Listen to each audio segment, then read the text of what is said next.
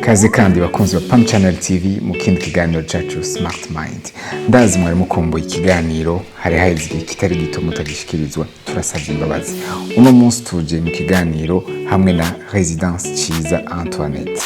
Ni kigo kirongowe na Madame Munezero Diane aho biciye ku buzima yabanyemwo n'umuvyeyi wiwe ari we nyakwigendera Ciza Antoinette byamuhaye vision cyangwa byamuhaye ihangiro yo gushinga ikigo gifasha abageze mu zabukuru.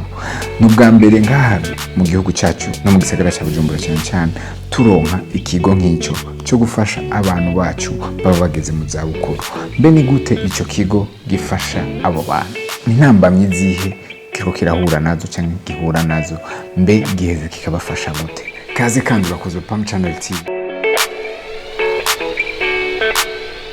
Hello bakunzi ba Pam Channel TV, kaze kandi mu kiganiro cyacu Smart Mind. Nkuko dukunze kubivuga, ufise Smart Mind kugera kure birashoboka. Niko n'umutumire wacu no munsi Madame Munezero Diane yabigenjeje atubwire intango, inyanduruko, aho biriko biraje no munsi, aho ni umugambi wiwe yise Residence Ciza Antoinette. Residence imeze gute? Ifasha iki mu gihugu? Ifasha abande? Byose ni muri kino kiganiro Smart Mind no munsi. Reka tumwakire. Kaze Madame Diane. Murakoze. Meze neza. Namahoro. Umugambi wa Residence Ciza Antoinette meze neza. Yego ni sawa. Twarabibonye benshi ku mbuga zitandukanye, abantu baribaza ati ibyo bintu nibiki byaje gute, amakenga bamenshi mu bantu. Nivyo ngomba ko tuza kuyaga no munsi, ariko tutaraza ngaho Madame Munezero Diane ninde umuntu ameze gute? Munezero Diane ni umurundikazi, avuka i Bujumbura muri Mukaza, muri quartier ya Nyakabiga.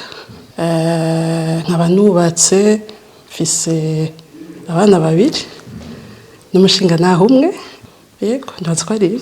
Ivyo numva bikwiye. Hamaho nana hamwe twumvise izina rya Ciza Antoinette, ariko uno munsi abantu benshi baratangiye kumenya cyane bishingiye kuri uwo mugambi mwashinze, umugambi mwise Residence Ciza Antoinette.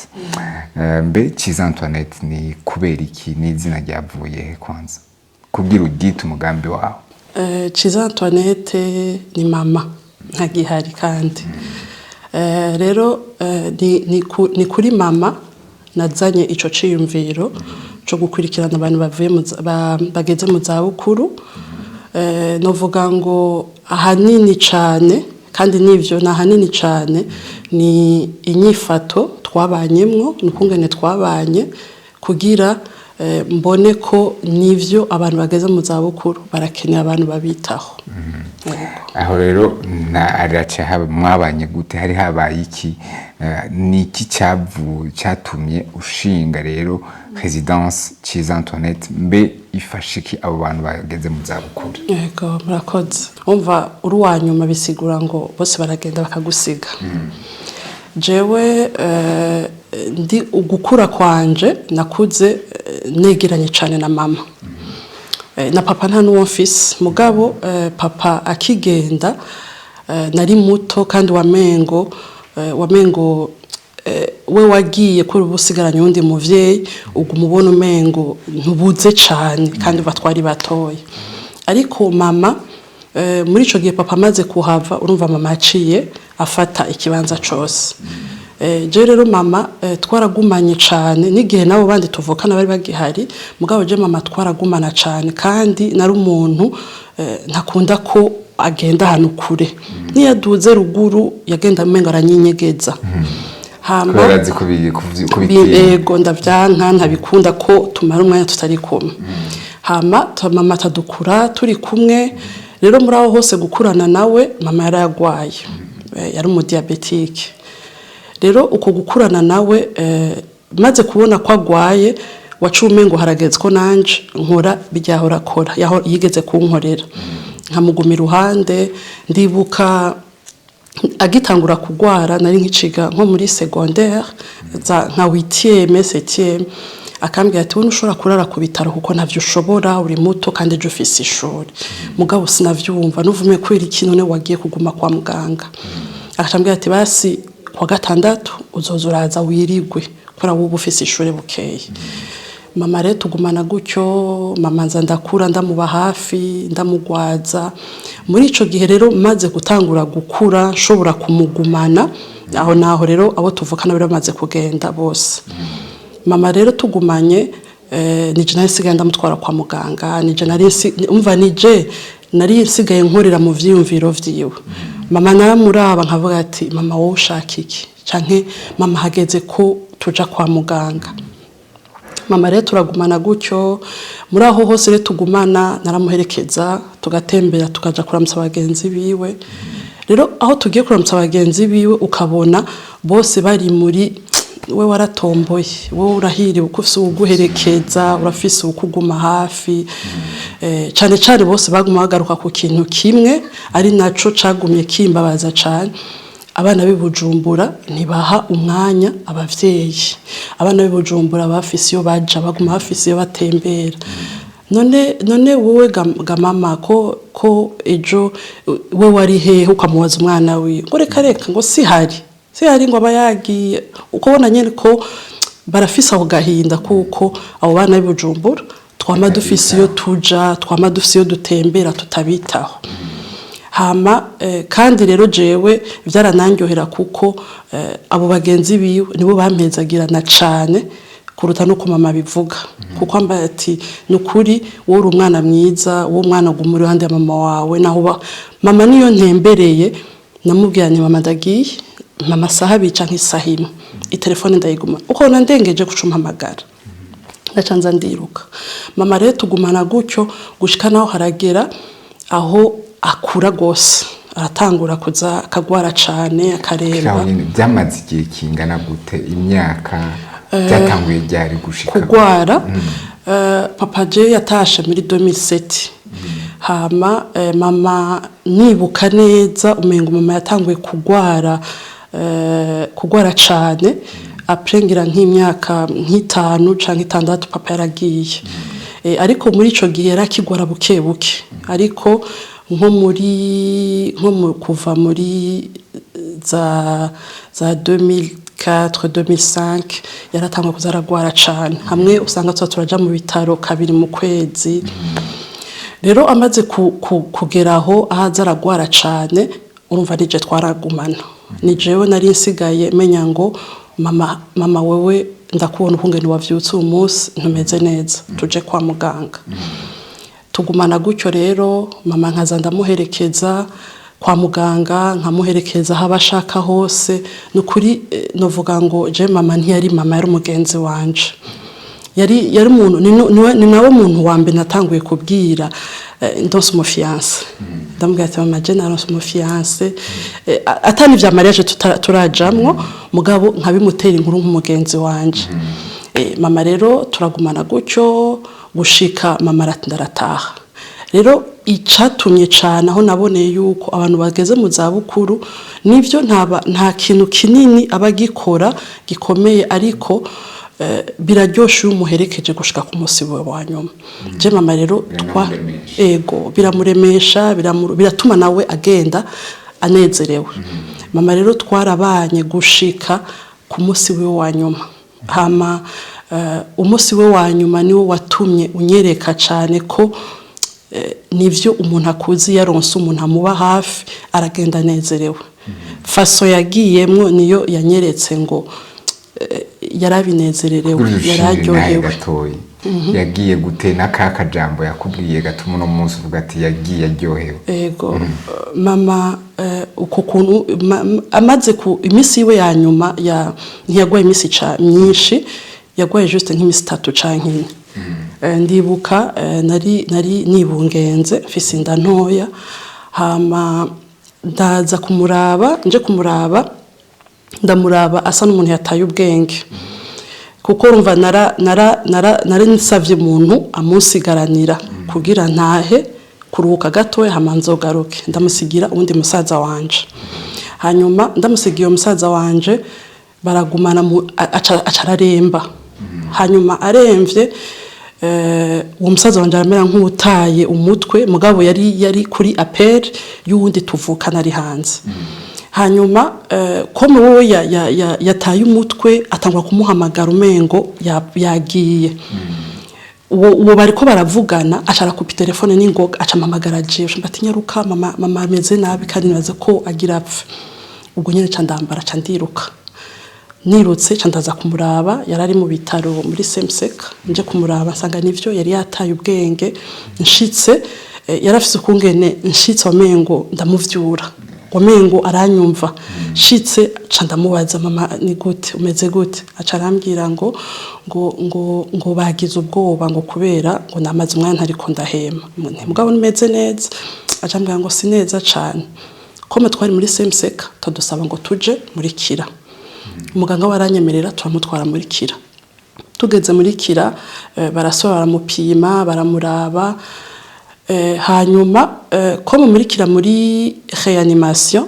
ntibakwemerera ko winjira bacambye ati guma hanze mugato turaza kukubwira uko naza ameze bukeye mugato nka 6h nka 11 ibura umuganga ca ndamubwira nti ko mbona ari sawa sinziriye reka jewe simbe muhira niyindura amangaruke umuganga cambye ati nukuri genda mugabo ucunyaruka ngiye nkishika muhira ngira nyicaye ndarumva arampamagaye acambwira ngo Ciza Antoinette agize arrêt cardiaque sinumva ndiko ndatahura nico ariko arambwira ca ndamubaza arrêt cardiaque nugupfa acambwira ngo yego ca ndashaca gikombe hasi ca ndasubira inyuma shitse kandi kuvya abaganga bambwiye ati nukuri yari yagiye ndahashitse yari muri reanimation Ciza Antoinette caravyuka avyutse arandaba aramvugisha ndamubaza mama umeze gute ngo yango simeze neza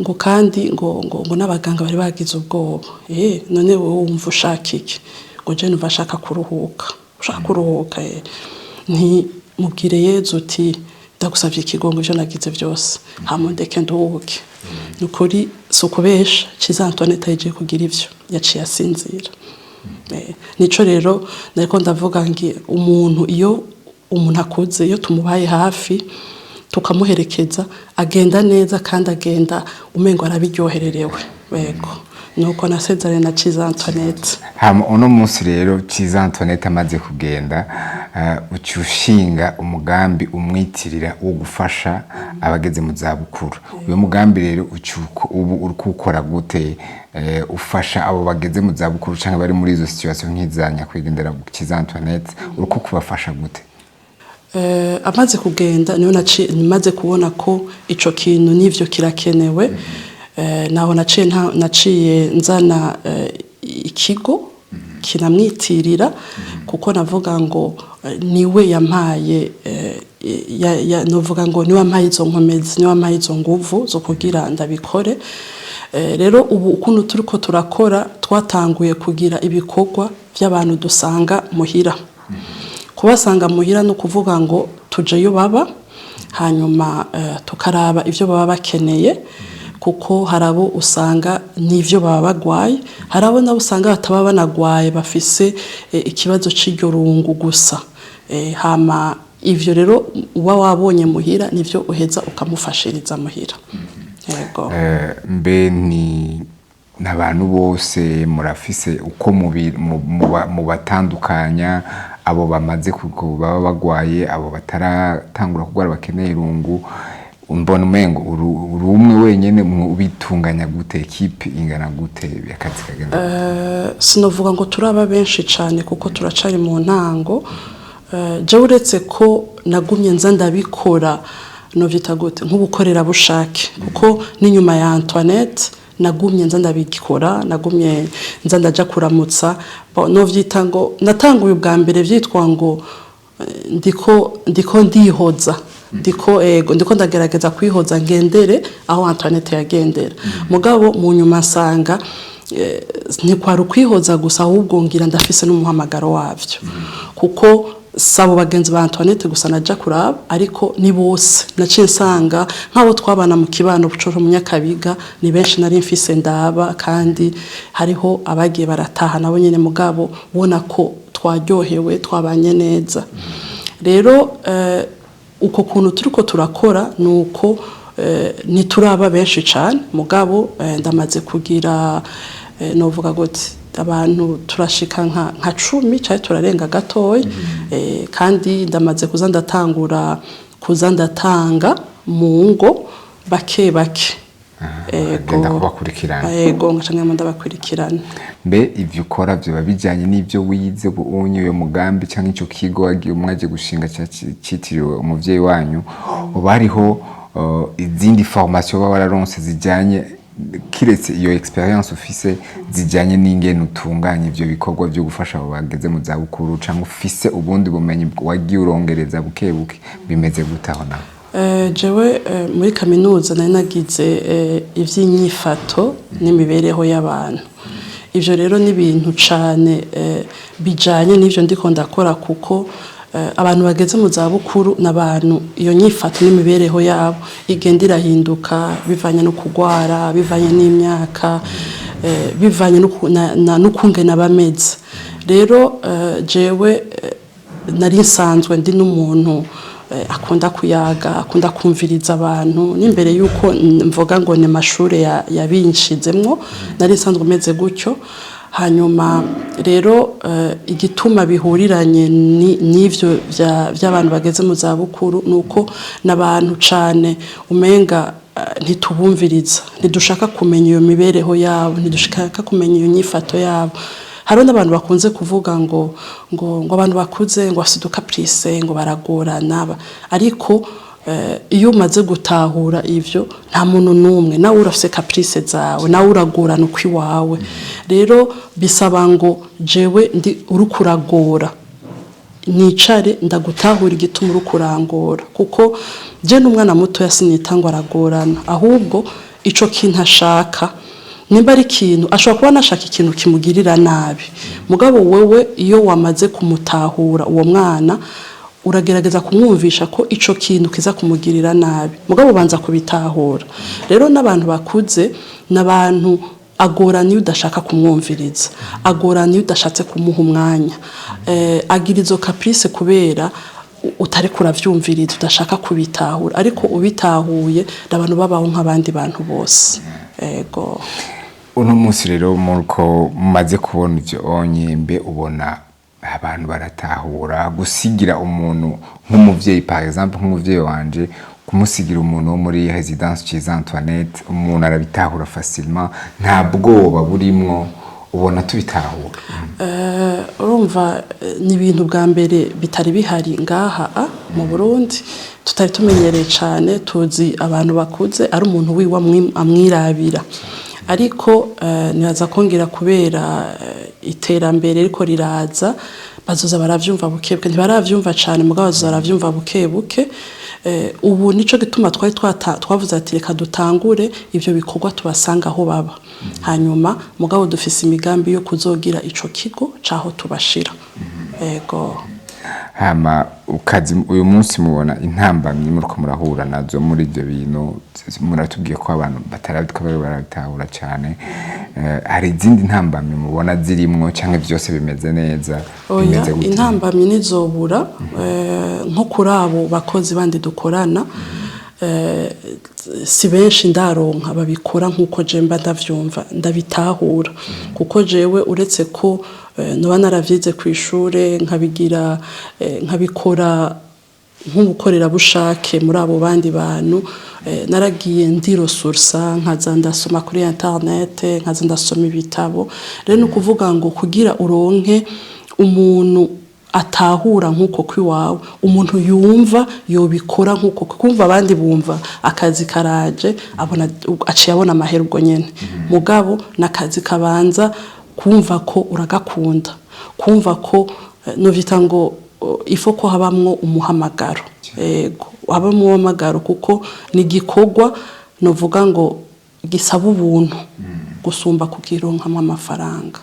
Yego exactement aho uvuze ikibazo nagomba nze ko kuko hanini acha umuntu wese ariko aratumviriza n'abakunzi ba Pam Channel TV icyo baza kuyumvira ati mbe uyo muntu asaba amafaranga ngana gute ico kigo tubasigira abantu for free nko bavuze ngo no gukorera bushake ati ni ku buntu nyene na mahera tubasaba mbe wewe mu gutangura ikigo hoba hari intumbero yo kurondera amafaranga yari irimwo gusumba gufasha bimeze gute?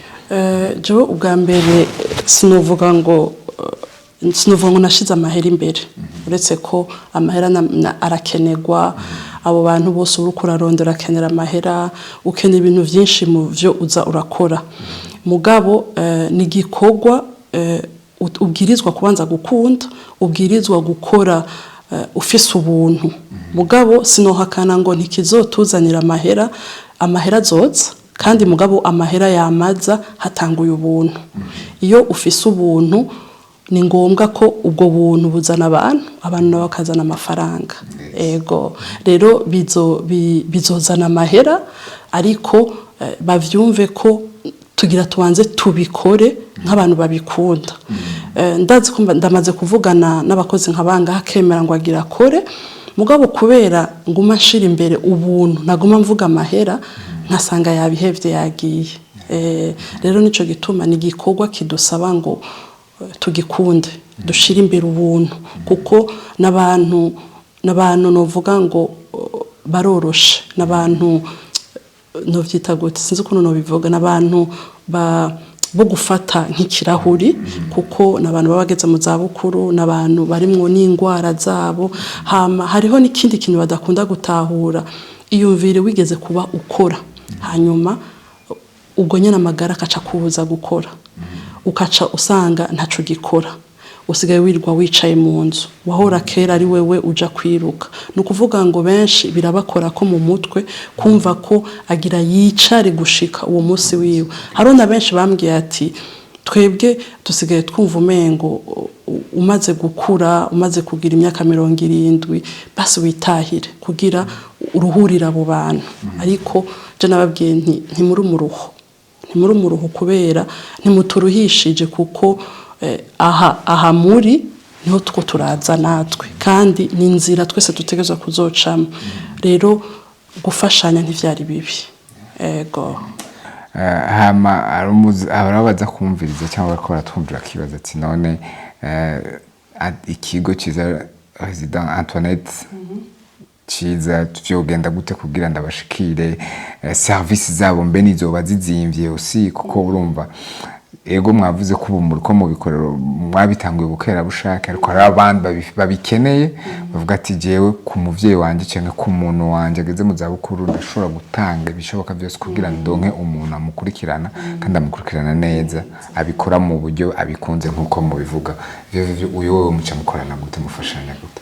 Urumva iyo aduhamagaye akatubwira, kubera sinovuga ngo ubu ko twatanguye ibyo bikorwa tubasanga muhira, novuga ngo nta adresse kanuni turagira, kuko dushaka kuzogira ico kigo, ni naho tuzoca dushira ivyo biro. Ubu rero dukora gute? Baduhamagara ku telefone, hama guhamagara ku telefone akakubwira ati je ndafise mama canke papa nashaka muzomfashiriza. Ico dukora hari ico twise nka consultation. Iyo consultation uragenda ugashika muhira, uwo muntu tukabonana, mumaze kubonana ukabona réellement ivyo abakeneye, kuko nakubwiye ko ivyo bakenera biratandukanye, birasumbana.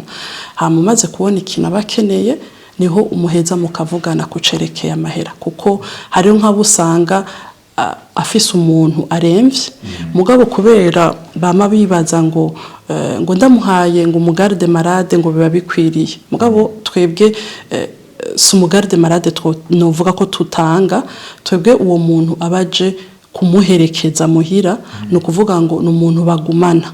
Hari n'igihe biba bisaba ngo n'umuntu haguma imisi ngahe agakuranwa n'uwundi bivanye nuko uwo muntu ameze. Mugabo bijya byo gufata ngo wamuhaye umugarde malade ugasanga n'umuntu aba ndovita gute adava nko mu gitanda ufasha vyose, urumva ko nk'uyo umukozi umwe ntiyo mukwira. Uba bikeneye kumuha abakozi babiri bagakuranwa. Rero byose tuza kubibona ari uko ushitsaho kuri terrain aho baba, ukabona ngo uyu muntu wabo akeneye ibintu bingana gutya, hama mukabona kuvugana igiciro. Hama ku munsi bica biba ngombwa ko uwo muntu mukurikirana gute, masaha angana gute, amaswa ari yibanze mu muhereza bivanye na leta mu musanzemo abayahe.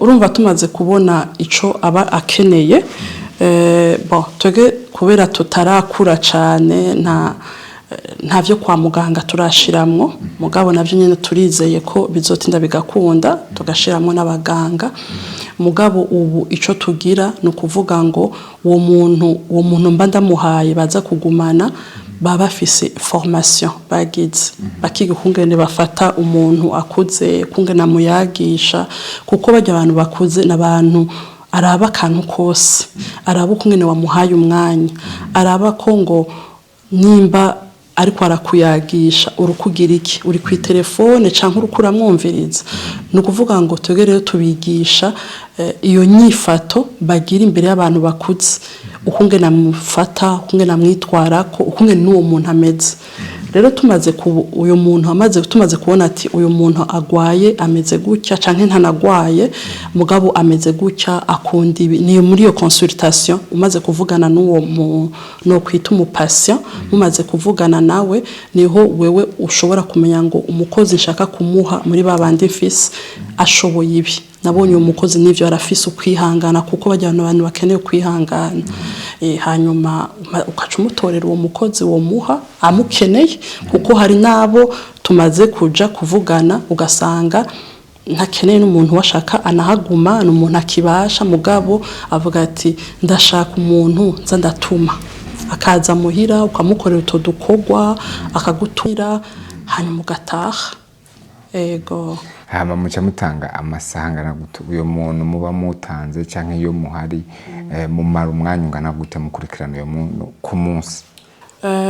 Ubundi kubisanzwe uko tugenda turagura niko amasaha azoguza aragabanuka mugabo nkuno munsi kwera tutaraba benshi kandi mvuga ngo ngiye kumara amasaha 2 kuri urya muntu mugabo nkasanga ndamuhaye presque nka 20 midi yose kubera je sinzi kumuciramwe ariko aravuga iyo ariko aranyagira sanga kandi nkuko inkuru zabo zamaziba nyinshi ageze gutaha iyo utahe bafise inkuru nyinshi yafise kubwira bafise ko agutera inkuru rero nabantu badakunda ngo ihute ngo utacerewe ngo ndagiye oya nabantu batabikunda cyane rero namasanga nk'umusura hera mugabo kome navyemeye atakindi kintu kindi kiba kimfatiriye niyo hageze ko nja gutora abana ndashobora no gusaba umuntu akabantorera ku ishuri kugira uwo mwanya wiwe tuze gusezerana ari wandekuye ambwiye ati nukuri genda urakoze yego. Merci beaucoup Diane.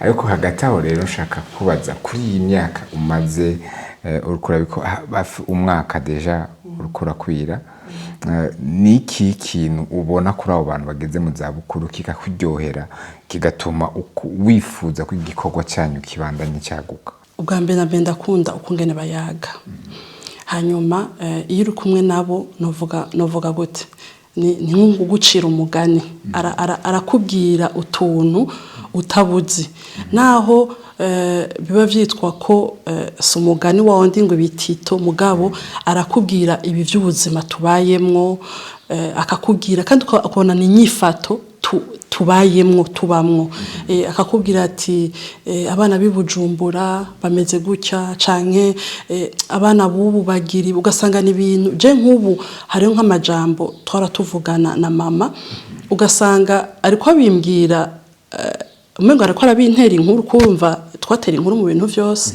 nk'ibi byuko ari abantu batakunda abantu biruka wasanga guma kubara ati mbajya baza yuko umuntu yaje kukuraba ukacumubwira ngo vuga mu ncamake ngo ngira ngenda ati nivyo ashaka kubwira aca bihera kwihuta rero kwabo ntibabikunda rero nabo nabantu babashaka agutera inkuru hanyuma ahereza wenyine yose ko ashize kwegwa sto acanuma hama nawe uze kumubwira ico uvyiyumvira ko mu nyuma iyo ni message nziza cyane baza ko abantu benshi muri twebwe tari tuzi à travers ya experience yanyu muri Residence Cyiza Antoinette tuzogenda turamenya ungene dushobora kubifasha hama kubijanye na nabo bakenera kubakura avuga ati okay naho mutararonka ikigo mufashirizamwe ariko quand même service zanyu turumvise ko ziri nkenego twokenera kubakura kubarondera bo baronka gute?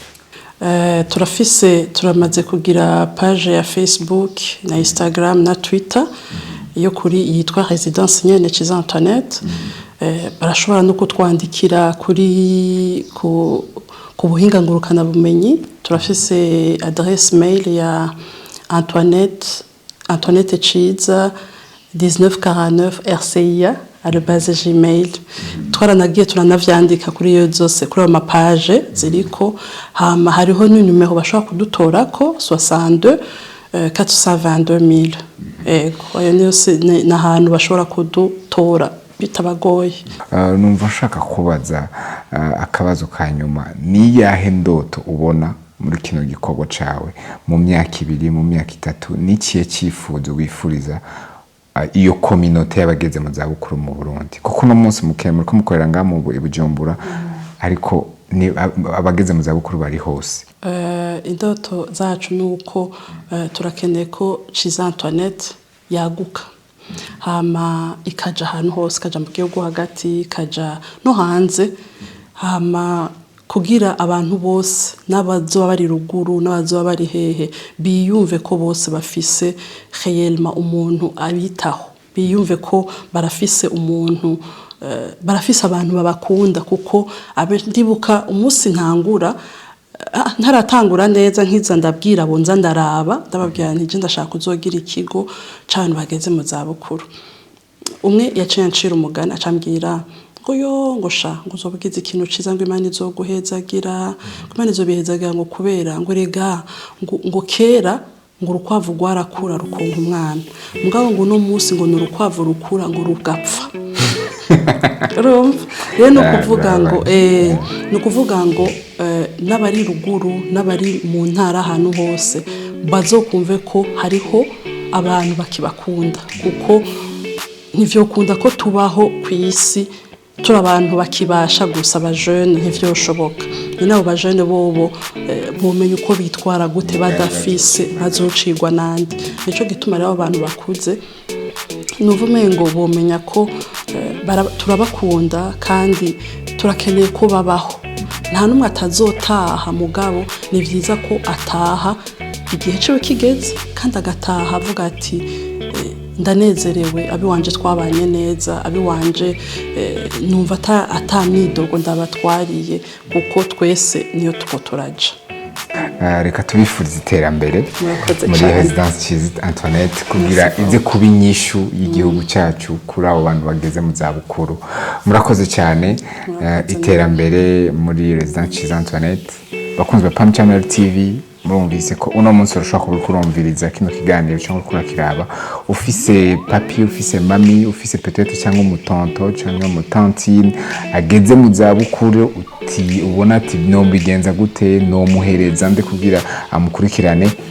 Inyishu yabonetse ni Residence Ciza Antoinette. Inimero twazibahaye nukuri ntiyazogira undi muntu ari ngaye mu gisagara ca Bujumbura avuga ati ntabuze uko nkurikirana umuntu wanje ageze mu zabukuru. Sivyo ga Madame Diane? Ego.